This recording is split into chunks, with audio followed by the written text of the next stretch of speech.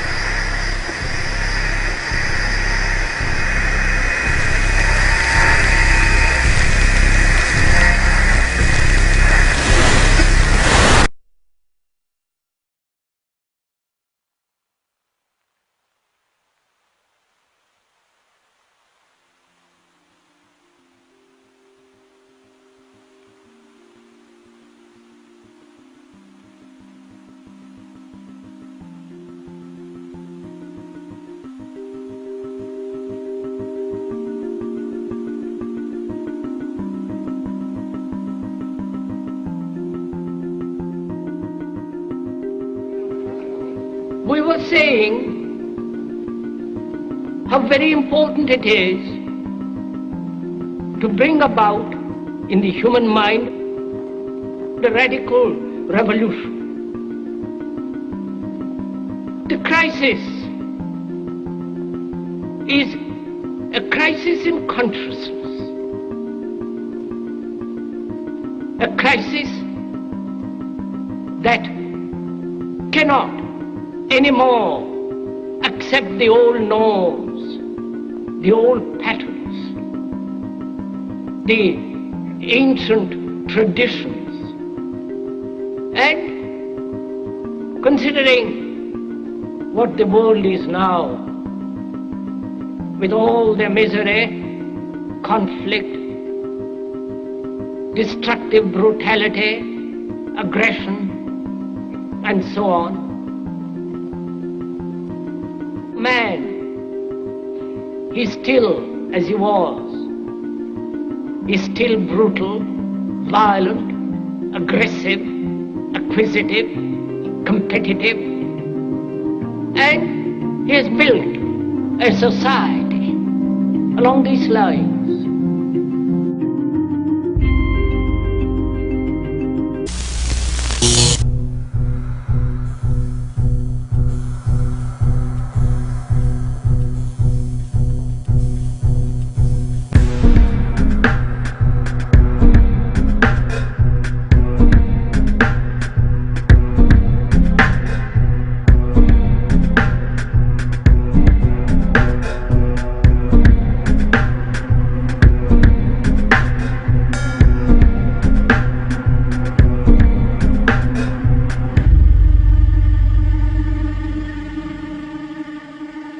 Society today is composed of a series of institutions.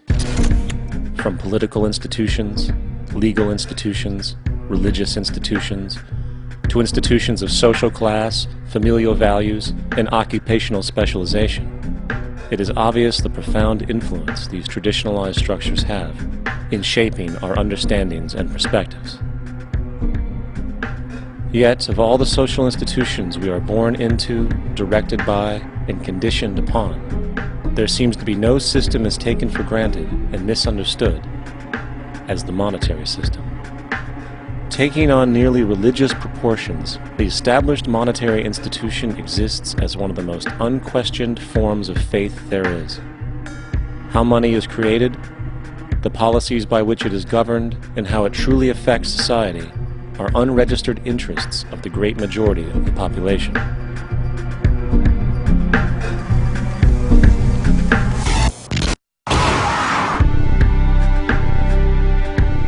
In a world where 1% of the population owns 40% of the planet's wealth, in a world where 34,000 children die every single day from poverty and preventable diseases, and where 50% of the world's population lives on less than $2 a day.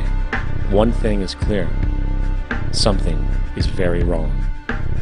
And whether we are aware of it or not, the lifeblood of all of our established institutions, and thus society itself, is money. Therefore, understanding this institution of monetary policy is critical to understanding why our lives are the way they are. Unfortunately, economics is often viewed with confusion and boredom. Endless streams of financial jargon coupled with intimidating mathematics quickly deters people from attempts at understanding it.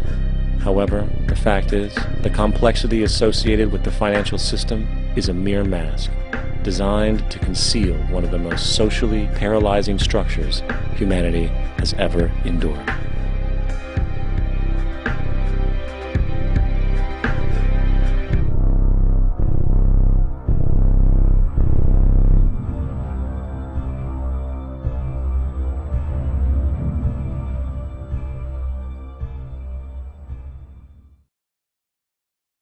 A number of years ago, the Central Bank of the United States, the Federal Reserve, produced a document entitled Modern Money Mechanics. This publication detailed the institutionalized practice of money creation as utilized by the Federal Reserve and the web of global commercial banks it supports. On the opening page, the document states its objective. The purpose of this booklet is to describe the basic process of money creation in a fractional reserve banking system. It then proceeds to describe this fractional reserve process through various banking terminology, a translation of which goes something like this. The United States government decides it needs some money, so it calls up the Federal Reserve and requests, say, $10 billion. The Fed replies, saying, sure, we'll buy $10 billion in government bonds from you. So the government takes some pieces of paper, paints some official-looking designs on them, and calls them treasury bonds. Then it puts a value on these bonds to the sum of $10 billion and sends them over to the Fed. In turn, the people at the Fed draw up a bunch of impressive pieces of paper themselves, only this time calling them Federal Reserve notes, also designating a value of $10 billion to the Fed. The Fed then takes these notes and trades them for the bonds. Once this exchange is complete, the government then takes the $10 billion in Federal Reserve notes and deposits it into a bank account. And upon this deposit, the paper notes officially become legal tender money, adding $10 billion to the U.S. money supply. And there it is. $10 billion in new money has been created. Of course, this example is a generalization, for, in reality, this transaction would occur electronically, with no paper used at all. In fact, only 3% of the U.S. money supply exists in physical currency. The other 97% essentially exists in computers alone. Now, government bonds are, by design, instruments of debt.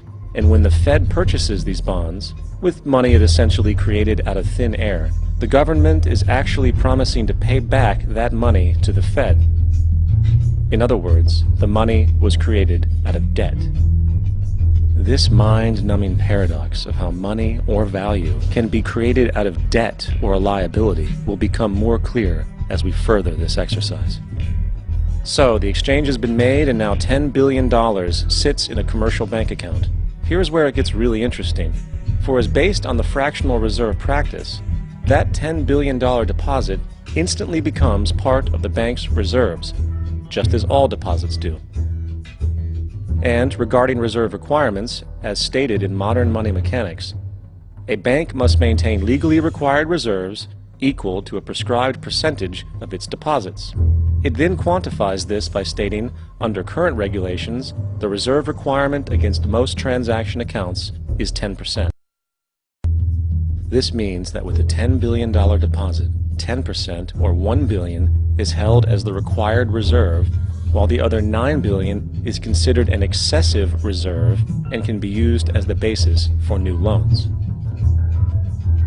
Now, it is logical to assume that this $9 billion is literally coming out of the existing $10 billion deposit. However, this is actually not the case. What really happens is that the $9 billion is simply created out of thin air on top of the existing $10 billion deposit. This is how the money supply is expanded. As stated in modern money mechanics, of course they, the banks, do not really pay out loans from the money they receive as deposits. If they did this, no additional money would be created. What they do when they make loans is to accept promissory notes, loan contracts, in exchange for credits, money, to the borrower's transaction accounts. In other words, the $9 billion can be created out of nothing simply because there is a demand for such a loan and that there is a $10 billion deposit to satisfy the reserve requirements. Now, let's assume that somebody walks into this bank and borrows the newly available $9 billion. They will then most likely take that money and deposit it into their own bank account. The process then repeats, for that deposit becomes part of the bank's reserves. 10% is isolated, and in turn 90% of the $9 billion, or $8.1 billion, is now available as newly created money for more loans. And, of course, that 8.1 can be loaned out and redeposited, creating an additional 7.2 billion, to 6.5 billion, to 5.9 billion, etc. This deposit money creation loan cycle can technically go on to infinity.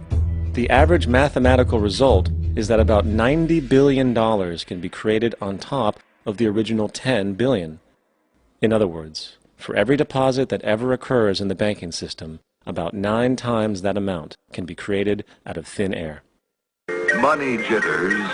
Ask the obliging Bank of America for a jar of soothing instant money, M-O-N-E-Y, in the form of a convenient personal loan. So, now that we understand how money is created by this fractional reserve banking system, a logical yet elusive question might come to mind. What is actually giving this newly created money value? The answer? The money that already exists. The new money essentially steals value from the existing money supply. For the total pool of money is being increased irrespective to demand for goods and services.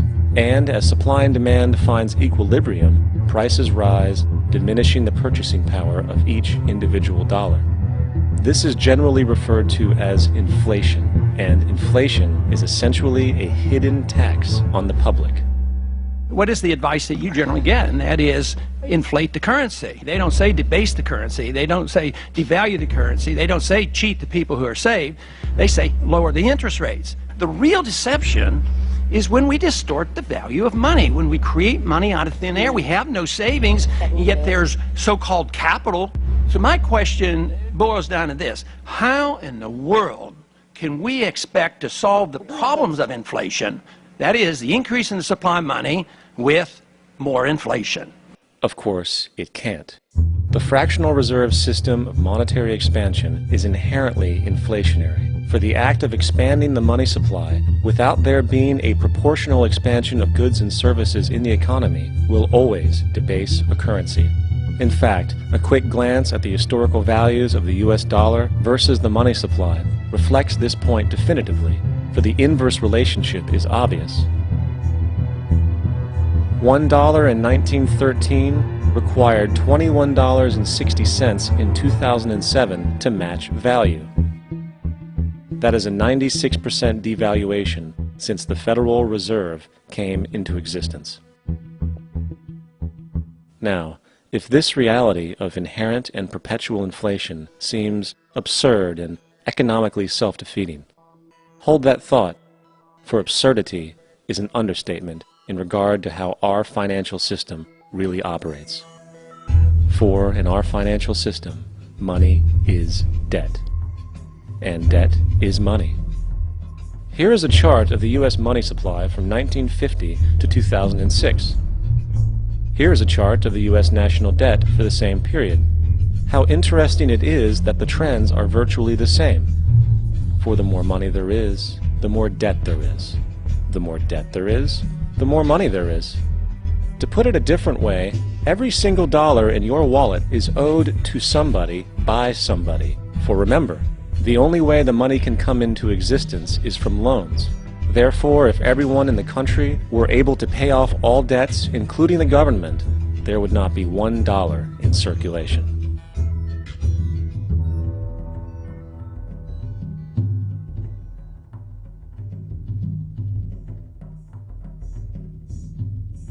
In fact, the last time in American history the national debt was completely paid off was in 1835 after President Andrew Jackson shut down the central bank that preceded the Federal Reserve.